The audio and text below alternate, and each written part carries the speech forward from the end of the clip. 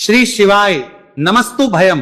दोस्तों, जैसा कि आप सभी लोग जानते हैं कि 10 फरवरी 2026 यानी मंगलवार को पड़ रही है फाल्गुन मास की कृष्ण पक्ष अष्टमी तिथि। और दोस्तों, ये वह तिथि है जो फाल्गुन मास में पड़ने वाली सबसे बड़ी तिथि है, क्योंकि ये मंगलवार के दिन पड़ रही है और इसका बहुत ही बड़ा और विशेष महत्व होता है। पूज्य गुरु जी ने कहा है कि अगर कभी भी मौका लग जाए और फाल्गुन महीने की अष्टमी तिथि मंगलवार को पड़ जाए तो आप लोगों को एक छुटकी काला तिल वाला उपाय तो अवश्य ही करना चाहिए। इन दोनों का संयोग बहुत ही कम आता है।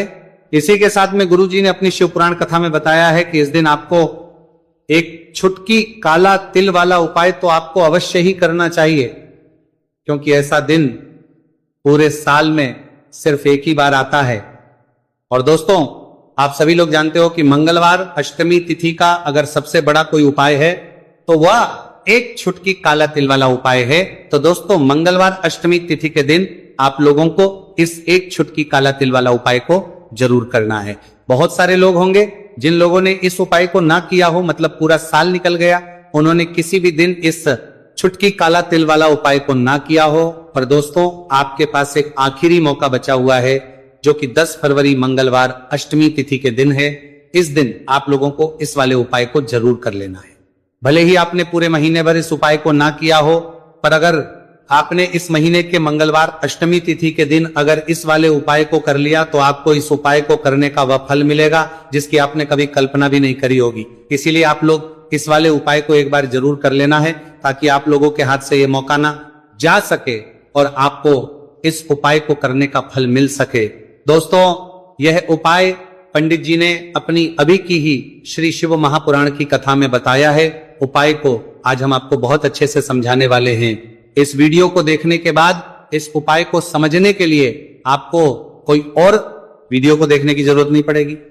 तो चलिए दोस्तों, उपाय को शुरू करते हैं। देखिए, ये इस फाल्गुन महीने के मंगलवार अष्टमी तिथि के दिन ये इतना खास होता है, इतना महत्वपूर्ण होता है, देखा गया है। कभी कभी बड़े बड़े पूजा पाठ अनुष्ठान से जो मनोकामना पूर्ण नहीं होते, वो फाल्गुन महीने की मंगलवार अष्टमी तिथि के दिन एक छोटे से उपाय करने से ही आपकी मनोकामना पूर्ण हो है। और बहुत सारे लोगों ने इस उपाय को किया भी है और उनको इस उपाय को करने का फल भी जरूर मिला है। अगर आप लोग भी इस उपाय को करना चाहते हैं तो आप इस उपाय को पहले अच्छे से समझ लेना, सुन लेना, उसके बाद करना, आपको इस उपाय का फल जरूर मिलेगा। और इस उपाय को कर लेने से आपके घर में चाहे किसी भी प्रकार की दोहक और समस्या क्यों ना चल रही हो, आपको उसका कारण भी नहीं पता है कि भाई ये समस्या किस कारण से चल रही, उसका कुछ भी कारण हो सकता है, जैसे पितृदोष हो सकता है या किसी भी तरह का मंगल दोष भी हो सकता है। तो इस दिन आप लोगों को ये वाला उपाय कर लेना है। ये एक ऐसा उपाय है जिस उपाय को अगर किसी विशेष दिन पर किया जाए तो भाई उस विशेष दिन का जो है वो तो हमें मिलता ही मिलता है, पर हमने उस दिन पर इस उपाय को किया है तो हमें उससे भी बड़ा फल मिलता है, और फल बहुत जल्दी मिलता है, क्योंकि आप इस उपाय को बहुत ही बड़े और विशेष दिन पर रहे हो। तो चलिए अब उपाय के बारे में बात करते हैं, लेकिन उससे पहले आप लोगों को यह जानना आवश्यक है कि आखिर ये उपाय किस समय करना है, किसको करना है और कैसे करना है। तो चलिए हम आगे आपको वीडियो में एक एक करके बता देते हैं, लेकिन उससे पहले अगर आप लोग हमारे चैनल पर पहली बार आए हैं या फिर मेरी आवाज आज पहली बार सुन रहे हैं तो हमारे चैनल को सब्सक्राइब जरूर कर लेना और इस वीडियो को लाइक करके कमेंट बॉक्स में श्री शिवाय नमस्तु भयम ओम नमः शिवाय जरूर टाइप कर देना। तो दोस्तों, इस एक छुटकी काला तिल वाला उपाय को हमें इस मंगलवार अष्टमी तिथि के दिन कैसे करना है, किसको करना है, किस समय करना है और कहां पर करना है, ये सारे सवालों के जवाब आपको इस वीडियो में मिल जाएंगे। और जो ये वीडियो देखेगा भाई, उसको एक छुटकी काला तिल वाला उपाय जरूर करना चाहिए, क्योंकि इस दिन काला तिल का भी बहुत ही बड़ा और विशेष महत्व होता है। और बात आ जाए एक छुटकी काला तिल वाला उपाय की, तो ये सोने पे सुहागा वाली बात हो जाती है और ये एक बहुत ही बड़ा उपाय हो जाता है इस मंगलवार अष्टमी तिथि का। तो अब दोस्तों, इस एक छुटकी काला तिल वाला उपाय को आखिर करना किसको है, सबसे पहले हम लोग वो बात जान लेते हैं। तो देखो, घर की जो बड़ी माताएं बहनें होती हैं, उन माताओं बहनों में से कोई भी एक बड़ी माता बहन इस वाले उपाय को कर सकती है। और दोस्तों, अगर आप तो अपने घर में से सभी सदस्यों को भी इस उपाय को करवा सकते हैं। अगर किसी व्यक्ति की खुद की कोई मनोकामना है, खुद की कोई दुख और परेशानी है जो कि वो अपने लिए ही करना चाहता है इस वाले उपाय को, तो वह खुद अपने लिए भी कर सकता है। बाकी अगर कोई घर में से ऐसा है जो कि अपने पूरे घर परिवार की सुख और शांति के लिए ये वाला उपाय करना चाहता है तो भाई वो भी कर सकता है, उसमें भी कोई दिक्कत वाली बात नहीं है। कहने का मतलब है कि इस उपाय को हर एक सदस्य भी कर सकता है और पूरे घर परिवार के सदस्य के लिए घर की बड़ी माताओं बहनों में से कोई एक माता बहन भी कर सकती है। माताएं बहनें अगर घर में उपस्थित न हो या वो यह वाला उपाय ना कर पा रही हो तो फिर घर का कोई बड़ा सदस्य भी इस एक छुटकी काला तिल वाला उपाय को कर सकता है, चाहे फिर वो पुरुष ही क्यों ना हो, उसमें कोई भी दिक्कत वाली बात नहीं है। उसके बाद में दोस्तों जो अगला प्रश्न निकल आता है वो ये आता है इस उपाय को लेकर कि आखिर इस उपाय को हमें किस समय करना है, सुबह के समय करना है कि शाम के समय करना है। तो देखो इस वाले उपाय को आप लोग सुबह के समय भी कर सकते हो और शाम के समय प्रदोष काल में भी कर सकते हो। अब अगर आप पूछो कि भाई सबसे उत्तम समय कौन सा रहेगा इस एक छुटकी काला तिल वाला उपाय को करने का, तो हम आपसे बस यही कहेंगे कि इस उपाय को आप सुबह के समय करेंगे तो ज्यादा बेहतर होगा। बाकी अगर प्रदोष काल शाम के समय भी करेंगे तो भी अच्छा होगा, उसमें कोई भी दिक्कत वाली बात नहीं है। तो अब दोस्तों जो अगली सबसे बड़ी और महत्वपूर्ण बात आती है वही आती है कि सुबह अगर हम उपाय को करेंगे तो हमें कितने बजे से लेकर कितने बजे तक के बीच में करना है, और शाम के समय प्रदोष काल में करेंगे तो हमें कितने बजे से लेकर कितने बजे के बीच में करना है। तो देखो सुबह जितनी जल्दी हो सके आप उपाय को करने की कोशिश करना कि अगर किसी कारणवश लेट भी हो जाओ, थोड़ी देर भी हो जाए तो 10 या 11 बजे तक भी आप उपाय कर लेना, पर 12 बजे से ज्यादा देरी ना हो, ठीक है, इस बात का ध्यान रखना। उसके बाद में दोस्तों अगर शाम के समय प्रदोष काल की बात करें, प्रदोष काल का जो समय होता है वो शाम के 6 बजे से शुरू हो जाता है। मतलब शाम के 6 बजे से लेकर 7 बजे के बीच का जो समय होता है यह समय प्रदोष काल का समय होता है। तो आप उपाय को 7 या 8 बजे के बीच में भी कर सकते हो। मतलब शाम के 6 बजे से रात 8 बजे के बीच में आप कभी भी इस वाले उपाय को कर सकते हो, उसमें कोई भी दिक्कत वाली बात नहीं है।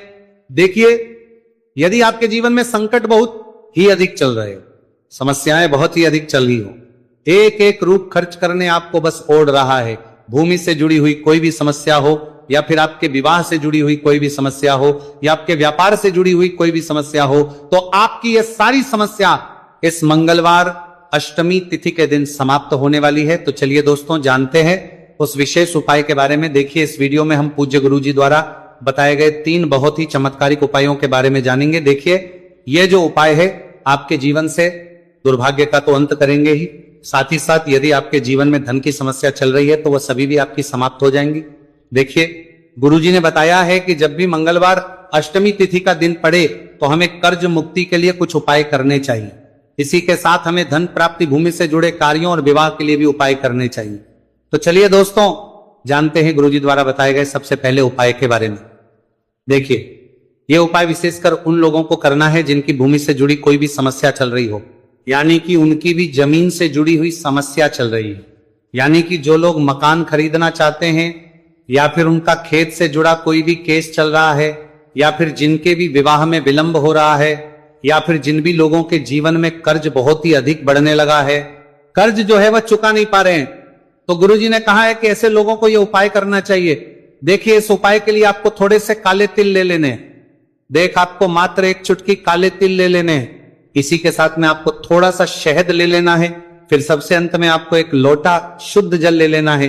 तांबे के पात्र के अंदर आपको अपने घर से शुद्ध जल ले लेना है और इन सभी सामग्रियों को आपको लेकर के पहुंच जाना है भगवान शिव के मंदिर में। देखिए दिल्ली पूज्य गुरुजी ने बताया है कि इस उपाय को आप सुबह से लेकर के शाम तक किसी भी समय में कर सकते हैं।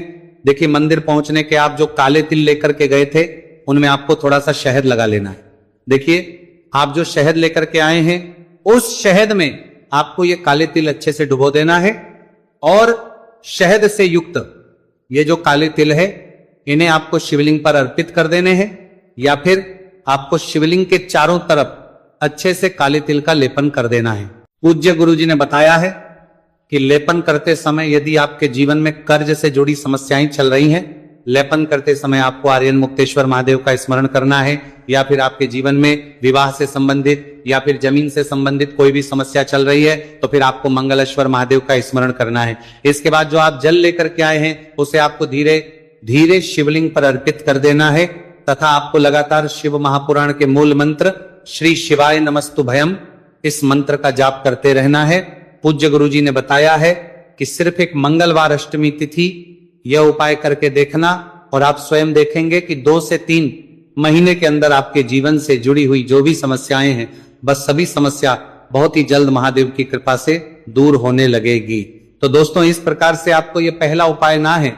अब हम जानते हैं दूसरे विशेष उपाय के बारे में।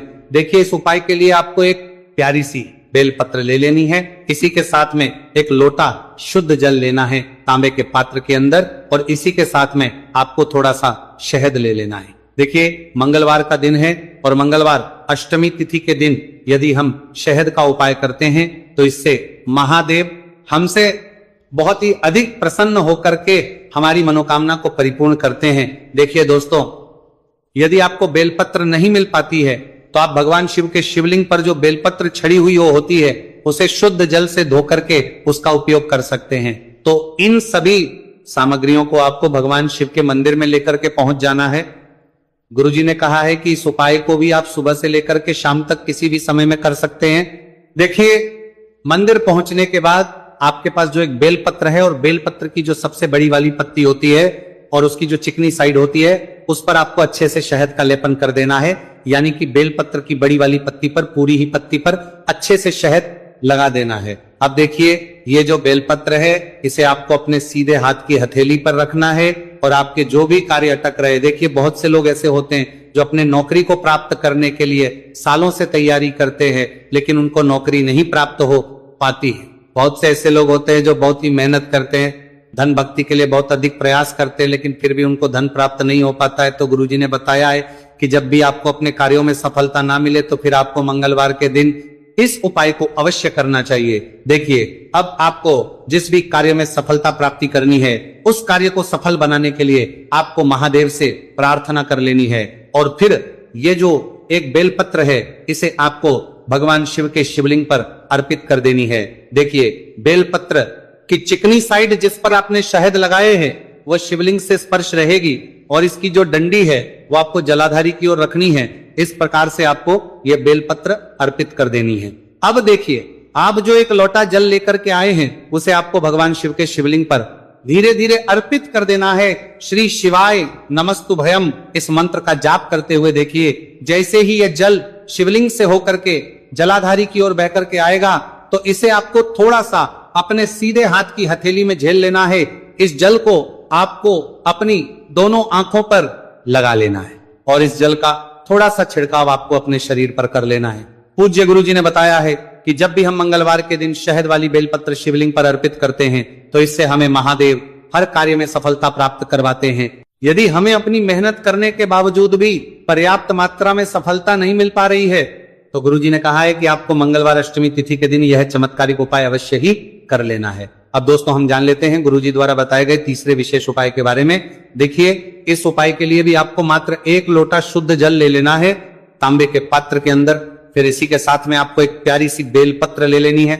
बेलपत्र आपको ध्यान रखना है कि कैसे भी कटी हुई, खंडित नहीं होनी चाहिए। अब देखिए, मात्र 2 सामग्री लेकर के आपको भगवान शिव के मंदिर में पहुंच जाना है। पूज्य गुरुजी ने बताया है कि यह उपाय विशेषकर उन लोगों को करना है जिनकी कोई भी विशेष मनोकामनाएं जो कई दिनों से परिपूर्ण नहीं हो पा रही, चाहे वो विवाह से संबंधित हो, नौकरी से संबंधित हो, व्यापार से संबंधित हो, चाहे किसी भी प्रकार की मनोकामना है जो परिपूर्ण नहीं हो पा रही है, तो उसके लिए आपको यह उपाय करना है। देखिए, इस उपाय को भी आप सुबह से कि शाम तक किसी भी समय में कर सकते हैं। देखिए, मंदिर पहुंचने के बाद सबसे पहले तो आप बेलपत्र लेकर के आए हैं, उसे आपको अपने सीधे हाथ की हथेली पर रखना है और आपको महादेव से प्रार्थना करनी है कि हे मेरे महादेव, मेरी ये जो मनोकामनाएं बहुत दिनों से अधूरी है, मैंने कई प्रकार के उपाय कर लिए हैं, कई प्रकार के व्रत कर लिए हैं, लेकिन अभी तक मेरी मनोकामना परिपूर्ण नहीं हो पाई है, तो उस मनोकामना को परिपूर्ण करने के लिए प्रार्थना करनी है और यह एक बेलपत्र आपको शिवलिंग पर अर्पित कर देनी है। देखिए, बेलपत्र की जो चिकनी साइड है वह शिवलिंग से स्पर्श रहेगी और इसकी जो है वो आपको जलाधारी की ओर रखनी है। इस प्रकार से आपको यह बेलपत्र अर्पित कर देनी है। इसी प्रकार से आपको यह बेलपत्र अर्पित करनी है। अब देखिए, आप जो एक लोटा शुद्ध जल लेकर के आए हैं, इसे आपको धीरे धीरे शिवलिंग पर अर्पित कर देना है। इस मंत्र का जाप करते हुए देखिए, जल अर्पित करते हुए आपको कम से कम 11 बार श्री शिवाय नमस्तु भयम या फिर ओम नमः शिवाय इस मंत्र का जाप कर लेना है। पूज्य गुरु जी ने बताया है कि जो भी व्यक्ति 10 फरवरी मंगलवार अष्टमी तिथि के दिन शिवलिंग के सामने इस उपाय को करता है तो उसकी जो भी मनोकामना है वह महादेव की कृपा से निश्चित ही परिपूर्ण हो जाती है। तो दोस्तों, यह थे पूज्य गुरु जी द्वारा बताए गए कुछ बहुत ही खास उपाय। अगर आपको जानकारी अच्छी लगी हो तो वीडियो लाइक करिएगा। मिलते हैं फिर एक नए वीडियो के साथ। श्री शिवाय नमस्तु भयम।